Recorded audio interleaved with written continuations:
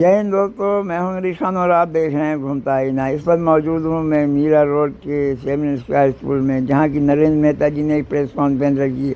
दोस्तों, 145 विधानसभा की भाजपा सीट पर किसे टिकट मिलेगा, ये अटकलें अब तक बनी हुई थी कि नरेंद्र मेहता जी को सीट मिलेगा या टिकट मिलेगा या फिर ये गीता जैन को मिलने वाला है। लेकिन आज आखिरकार इन अटकलों पर विराम लग गया और भाजपा की इस सीट पर आखिरकार नरेंद्र मेहता जी को ये टिकट दे दिया गया है। उसी सिलसिले में नरेंद्र मेहता जी ने एक प्रेस कॉन्फ्रेंस रखी है। आइए हम नज़र डालते हैं उनकी इस प्रेस कॉन्फ्रेंस पर कि उन्होंने टिकट मिलने के बाद क्या कहा। सबसे पहले हमारे देश के प्रधानमंत्री आदरणीय नरेंद्र मोदी जी, महाराष्ट्र के उप मुख्यमंत्री देवेंद्र फडणवीस जी, हमारे प्रदेश के अध्यक्ष बावनकुळे जी और यहाँ के प्रभारी मेरे मित्र रविंद्र चौहान जी, इन सबका दिल से हम धन्यवाद व्यक्त करते हैं जिन्होंने फिर एक बार हम पे विश्वास दिखाया और टिकट दी। मैं साथ ही साथ महाराष्ट्र के मुख्यमंत्री एकनाथ शिंदे जी और उप मुख्यमंत्री अजित दादा जी का भी अभिनंदन करता हूँ, धन्यवाद करता हूँ कि जिन्होंने भाजपा को ये सीट छोड़ी और हमें लड़ने का मौका मिला। मैं विशेष तौर पे देवेंद्र फडणवीस जी और रविंद्र चौहान जी का आभार व्यक्त करूंगा कि इस मीरा भाईंदर के अंदर कार्यकर्ताओं का मनोबल बढ़ाने के लिए, कार्यकर्ताओं का सम्मान रखने के लिए मुझ जैसे कार्यकर्ता को फिर इस मीरा भाईंदर से चुनाव लड़ने की टिकट दी और हमें पूरा विश्वास है कि हमारा जो संकल्प है मीरा भाईंदर का विकास का, उसके ऊपर जनता हमें साथ देगी और बहुत लोग उत्साहित है। मैंने अपने जीवन में पहली बार ऐसा देखा कि आम पब्लिक के आंखों से आंसू आए, कार्यकर्ता रोते रहे खुशी के आंसू, और साथ ही साथ कई लोगों ने मन्नतें मानी, कई लोगों ने अपने हिसाब से पूजा की।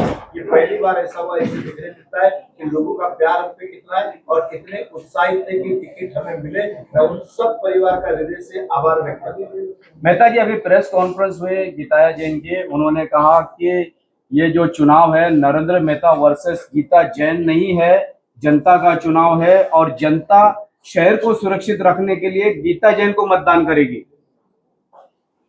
ऐसा है कि चुनाव कभी भी किसी व्यक्ति के नहीं होते, चुनाव राज्य के है और जनता ही उसमें निर्णय लेती है, चाहे नगर पालिका हो, देश का हो। और मैंने कहा कि जनता ने 5 साल में देख लिया है कि किस प्रकार से विकास हुआ कि नहीं हुआ। आज जनता इसलिए कह रहा हूँ कि हमारे साथ में, क्योंकि हमने पिछले 2014 से 19 में डेवलपमेंट किया था, इसलिए जनता फिर हमसे उम्मीद लगाए बैठी है कि हम आएंगे और अधूरे काम पूरे करेंगे, अधूरे सपने पूरे करेंगे और मीरा भाईंदर को फिर आगे ले जाएंगे विकास के माध्यम से। अश्विन कासोद्रा ने कहा है कि 2000 से ज्यादा कार्यकर्ता जो भाजपा के हैं वो रिजाइन करेंगे, इसका आपको नुकसान हो सकता है और उन्होंने खुद भी रिजाइन किया है। देखिए, आपको विश्वास दिलाता हूँ, आप इतने साल से मीरा भाईंदर को भाजपा के साथ हमेशा सब लोग जुड़े निकले नहीं।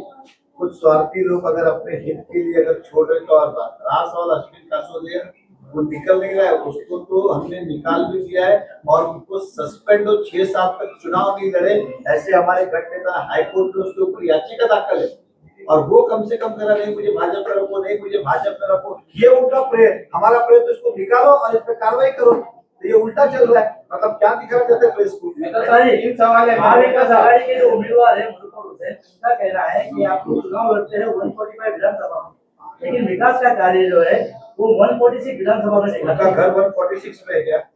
उनके घर के सामने का सीमेंट रोड किसने बनाया? उनके यहाँ पे नया नगर में हॉल किसने बनाया? 146 में क्या? उनके कॉलेज के पीछे गार्डन बना, 2 पानी की टाकी बनी, 146 में क्या? अगर वो 146 समझते तो उनको अपना क्षेत्र बताइए पहले कि भैया ये 146 थी 145। रास और मार्केट के लिए उनको बोले कभी घर से बाहर निकलिए तो मार्केट आपको दिखेगी। बालाजी नगर जाइए आप, बालाजी होटल के पास, सॉरी, वहां पे देखिए मार्केट है कि नहीं है। आप उदाहरण दे रहा हूँ, कई सारे मार्केट निर्माण किए। वो कुछ भी बोलेंगे, वो उनकी इच्छा है, लेकिन जनता गुमराह नहीं होगी, जनता को विकास देखा हुआ है। और दूसरी बात, वो कहते नहीं हुआ तो दोषी तो वही है ना, क्योंकि पिछली बार उन्होंने कहा था मैं तो मेहता को हराना है, पिताजी को जिताना है, तो ये उन्हीं के किए हुए पाप थे जो आप भुगत रहे। मेहता साहब, 3 सवाल है। पहला सवाल है कि आज जो मैडम ने प्रेस कॉन्फ्रेंस में बताया कि कल की रैली की उनकी जो भीड़ थी, उस भीड़ का लोगों को जो समर्थन उनको मिलता हुआ दिख रहा है, इसके चलते वो इंडिपेंडेंट चुनाव लड़ने की कोशिश कर रहे हैं। एक दूसरा सवाल मेरा ये है कि जो इंडिपेंडेंट जो कैंडिडेट खड़े अभी चुनाव में, उससे आपको कितना फर्क पड़ेगा? दूसरा सवाल है कि आपने क्या मार्जिन तय कर रखा है कि कितने वोट आप ले पाएंगे? देखिए मैं फिर कहता हूँ, उन्होंने कहा से ग्रीन लाइट किया क्या हमारा विषय नहीं है। हर व्यक्ति अपनी अपनी राजनीति करता है, उन्हें जो ठीक लगता है वो करता है। मैं अपनी राजनीति करता हूँ, हम विकास के मुद्दे पे लड़ रहे हैं। हमारे विकास मीरा मंदिर का विकास के संकल्प चला थी और संकल्प यात्रा भी थी, आपने देखा होगा। बड़ा आपने चेहरे से पहचान लेते कि व्यक्ति कहाँ से आए, किधर से आए, मारे गए या कौन है, आप देखेंगे तो कल आपको दिखाई दिया होगा।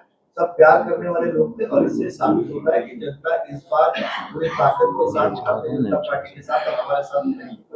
दूसरा सवाल मेरा कि इंडिपेंडेंट कैंडिडेट खड़े हैं, इससे आपको कितना फर्क पड़ेगा, नुकसान होगा या फायदा होगा? हमें नहीं पता कि किसने फॉर्म भरा है। अभी यात्रीकृत फाइनल कितने लोग बात होते हैं, यात्रीकृत फाइनल आएगी, इसके बाद जो हमें नुकसानदायक हो सकता है उसे अवश्य हम विनती करेंगे कि वो इस तरह का नहीं करेंगे जिसका फायदा दूसरे को हो। लेकिन हमें विश्वास है कि उससे बहुत सारे उम्मीदवार मान जाएंगे। शॉर्ट में दे दीजिए ना, 11-12 मिनट का हो गया। अरे भाई बाद में सवाल क्यों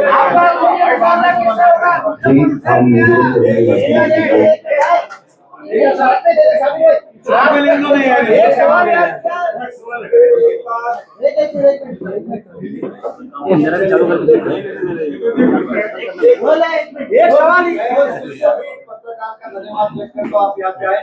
आप सभी जानते हैं कि आज भारतीय जनता पार्टी का अधिकृत रूप से उम्मीदवार घोषित किया गया है। मैं हमारे देश के प्रधानमंत्री नरेंद्र मोदी जी, महाराष्ट्र के उप मुख्यमंत्री देवेंद्र फडणवीस जी, रविंद्र चौहान जी, बावनकुळे जी, सबका आभार व्यक्त करता हूँ जिन्होंने फिर हम पे विश्वास दिखाया और एक कार्यकर्ता को उन्होंने टिकट दी। इसलिए कहते हैं कि कर्म कर बल की चिंता मत कर। हमें विश्वास था अगर हम अच्छा काम करेंगे, जनता के बीच में जाएगा तो हमें वापस से मौका मिलेगा। जो मौका दिया उससे मैं तमाम मीरा मंदिर के कार्यकर्ता की ओर से धन्यवाद व्यक्त करता हूँ। मैं सभी जनता से अपील करूंगा कि मीरा भाईंदर के बहुत सारे अधूरे काम जो रुके थे उसे शुरू करना है और मीरा भाईंदर के अधूरे सपने पूरे करने हैं और आने वाले समय के अंदर बहुत सारे नए विकास के काम करने हैं। स्कूल का हो, कॉलेज का हो, हॉस्पिटल का हो, कॉर्पोरेट ऑफिस का हो, पासपोर्ट ऑफिस की बात हो या अन्य कोई बात हो या 24 घंटे मीरा भाईंदर को पानी देने की बात हो, ये सब काम हमें आने वाले समय में पूरे करने हैं। इसलिए सभी का साथ मिले, सपोर्ट मिले, ऐसे आपके माध्यम से जनता से